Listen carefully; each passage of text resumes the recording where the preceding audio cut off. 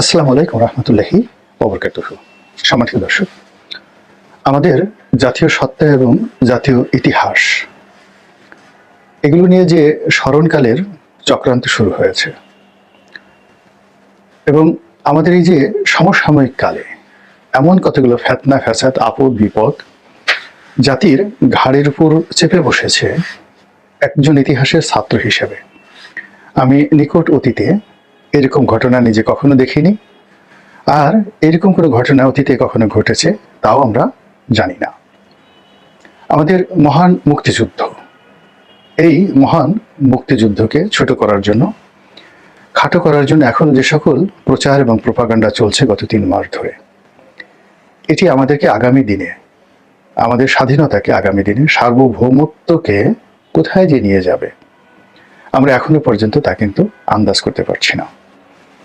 আমি যখন এমপি হয়েছিলাম, সংসদ সদস্য নির্বাচনে একটা বক্তব্য দেওয়ার সুযোগ আমার হয়েছিল এবং এটা সম্ভবত জীবনের প্রথম বা দ্বিতীয় বক্তব্য।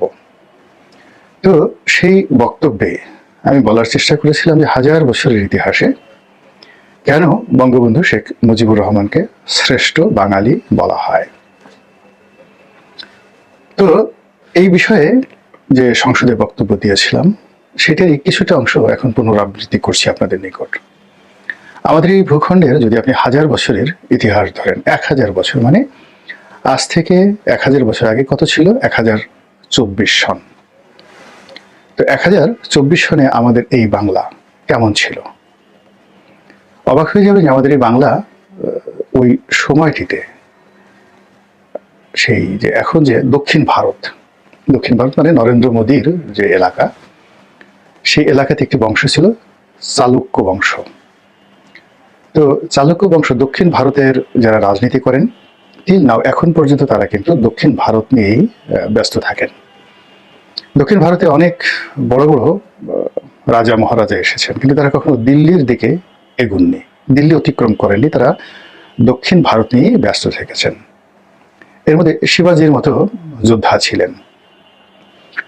তো সেই যে দক্ষিণ ভারতের ইতিহাস এবং ঐতিহ্য সেইগুলো ত্যাগ করে ওই সময়টিতে অর্থাৎ 1024 সনে চালুক্যরাজ রাজেন্দ্র তিনি কেবল দিল্লি দখল করেননি, মানে দক্ষিণ ভারত থেকে উত্তর ভারতের যে অংশটি এখন দিল্লি কেন্দ্রিক যে উত্তর ভারতের অংশটি রয়েছে, আপনারা যদি মানচিত্র দেখেন দিল্লির কাছাকাছি, এরপর আশেপাশের অন্যান্য যে সকল এলাকা রয়েছে যেগুলোকে সাধারণত উত্তর ভারত বলা হয়, এবং উত্তর ভারতের আরো এদিকে এসে বাংলা, বিহার, উড়িষ্যা এটা উত্তর ভারতের অংশ। কিন্তু দিল্লি কেন্দ্রিক যে রাজস্থান রয়েছে, দিল্লি কেন্দ্রিক যে উত্তরপ্রদেশ রয়েছে, এই অঞ্চলগুলোকে আসলে মধ্যপ্রদেশের যাকে বলা হয় প্রাণ বলা হয়।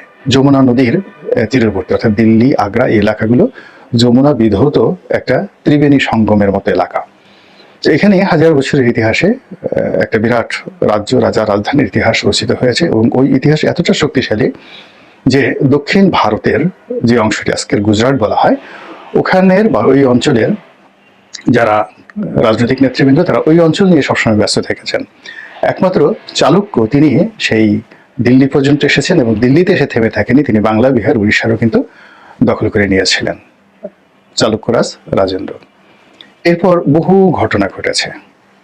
আমাদের এই অঞ্চল প্রতি 10 বছর, 20 বছর, 5 বছর এইরকম সময়ের মধ্যে বহুবার বিভক্ত হয়েছে। একসময় এখানে দেখা গেল আমাদের এই যে এখন বাংলাদেশের গাজীপুর জেলা, এটাকে নিয়ে একটা রাজ্য ছিল, বাগেরহাটকে নিয়ে একটা রাজ্য ছিল সুন্দরবন এলাকাতে, বরিশালকে নিয়ে চন্দ্রদ্বীপ একটা রাজ্য ছিল। আবার এই সকল ক্ষুদ্র ক্ষুদ্র রাজ্যগুলো দেখা গেল যে একজন শক্তিশালী রাজেন্দ্র, মানে যিনি রাজাদের ইন্দ্র, তাদের অধীনে হাজার হাজার বছর ধরে কাজ করেছেন। আবার এই আঞ্চলিক শাসকরা একত্র হয়ে, যেমন বাংলার 10 জন শাসক, তারা একজন মুঘল সুবেদার অধীনে কাজ করেছেন, কিংবা সুলতানি আমলের একজন সুবেদার অধীনে তারা আনুগত্য প্রকাশ করেছেন। এরা আবার চলে গেছে উড়িষ্যাতে, আবার এরকম 20 জন, বিহারে 20 জন। এই টোটাল যে ডাইনেস্টি বাংলা, বিহার, উড়িষ্যা, এটা কখনই একত্র ছিল না। একত্রটা হয়েছে নবাব মুর্শিদ কুলি খানের আমলে। তারপর সরফরাজ খান, এরপরে সরফরাজ খানের বাবা ছিলেন সুজাউদ্দৌলা তিনি, এরপর আলীবর্দী খান, আর নবাব সিরাজউদ্দৌলার আমলে এটা শেষ হয়ে গেল। খুব অল্প সংক্ষিপ্ত সময় আমরা যে বাংলা বিহার উড়িষ্যা বলি, একজন ইউনাইটেড সরকারের অধীনে, একক নেতৃত্বের অধীনে, কর্তৃত্বের অধীনে এটা চলেছে। এমনকি মুঘল আমলে আমাদের এই বাংলা বহুকাল 12 জন ভূঁইয়ার অধীনে শাসিত হয়েছে। আবার মুঘলদের জমানাতে তারা যে জায়গির প্রথা চালু করেছিল, তো সেই জায়গির প্রথাতে অন্ততপক্ষে বাংলাদেশে কয়েক হাজার তারা এইভাবে লোকাল তাদের যে তাবেদার বলেন, সুলতান বলেন, জায়গিরদার বলেন, জমিদার বলেন, তারা এগুলো তৈরি করেছিলেন। চৌধুরী, মোকাদ্দাম এবং পাটোয়ারি, এই 3টা শ্রেণীতে তারা এই জমি বন্দোবস্ত দিয়ে এই বাংলা বিহার উড়িষ্যার রাজত্ব কায়েম করতেন, রাজস্ব মানে রাজত্ব কায়েম এবং রাজস্ব আদায় করতেন।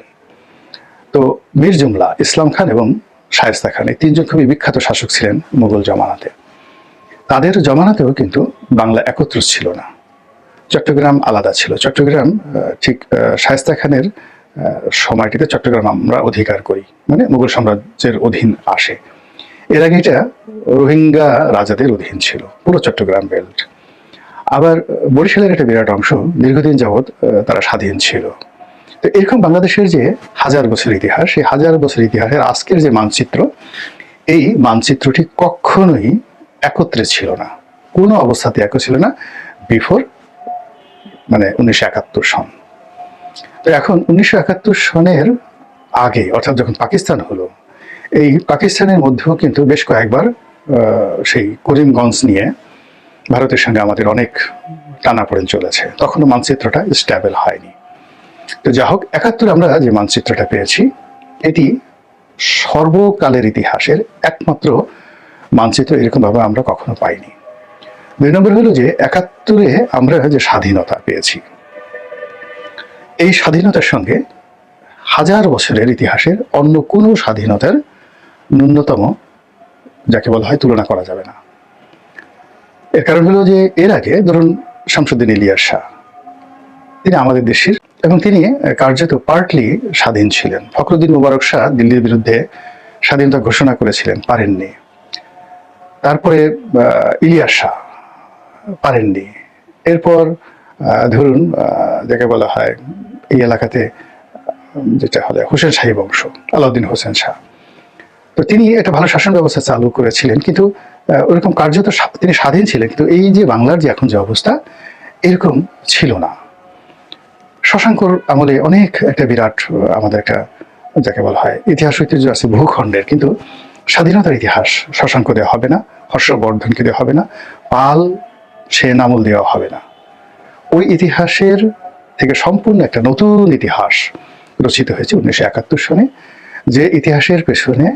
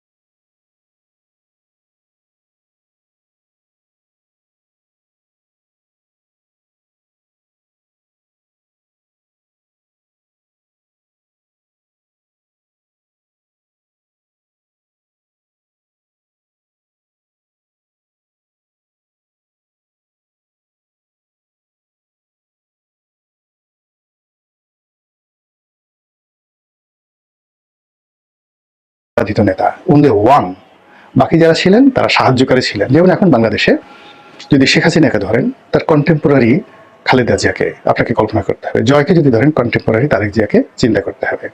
কিন্তু এককভাবে একেবারে অবিসংবাদিত নেতা হিসেবে বাংলাদেশে এখন কেউ নেই, নো ওয়ান, তাদের কন্টেম্পোরারি রয়েছে। কিন্তু 1958 থেকে একেবারে 68 পর্যন্ত বঙ্গবন্ধুর কন্টেম্পোরারি একজন সিঙ্গেল নেতা বাংলাদেশে ছিলেন না। এবং এই কারণেই যত আন্দোলন, যত ইতিহাস, মুক্তিযুদ্ধ পূর্ববর্তী যত কিছু, সবই বঙ্গবন্ধু কেন্দ্রিক এবং সবই আওয়ামী লীগ কেন্দ্রিক। এখানে আমরা এখন অনেকে ফাউন্ডিং ফাদার